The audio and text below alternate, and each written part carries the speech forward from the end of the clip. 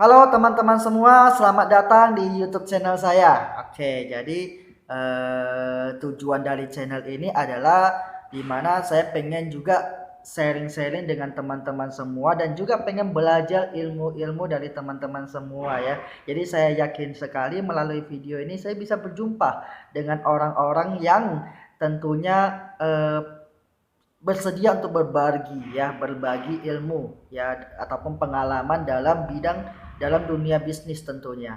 Oke, jadi video kali ini saya ingin membahas tentang yang namanya aset. Nah, jadi kenapa saya ingin membahas tentang aset? Karena saya melihat banyak sekali postingan-postingan di media sosial yang membahas tentang pentingnya aset gitu loh ya. Dan aset ini nampaknya sangat menarik sekali ya, sehingga membuat banyak orang yang terus mencari cara bagaimana caranya supaya bisa memiliki yang namanya aset tersebut.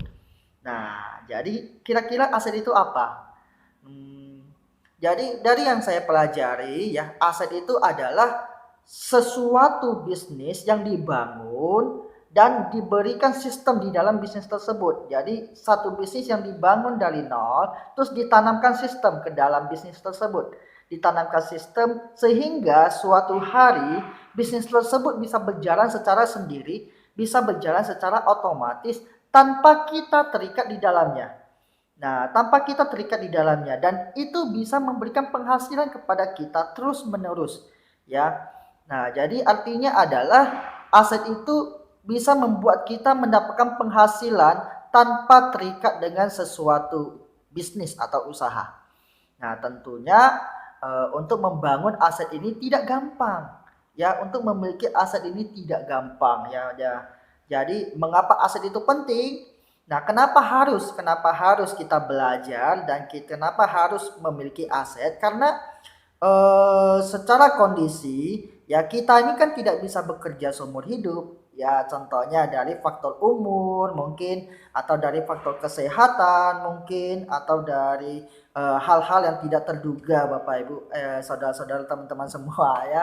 Jadi kalau misalnya tiba-tiba saya sakit, nah saya tidak bisa bekerja gimana? Penghasilan datang dari mana? Nah, kalau misalnya saya umurnya itu terus bertambah nih, tiba-tiba udah tua gimana? Siapa yang mempekerjakan saya gitu loh.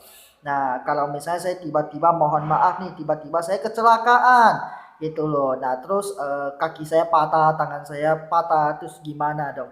Siapa yang menggaji saya? Siapa yang memberikan penghasilan kepada saya kalau saya saat itu tidak memiliki aset atau tidak memiliki bisnis yang berjalan secara otomatis? Nah, tentunya saya tidak memiliki penghasilan sama sekali. Nah, itulah kenapa membangun aset itu penting.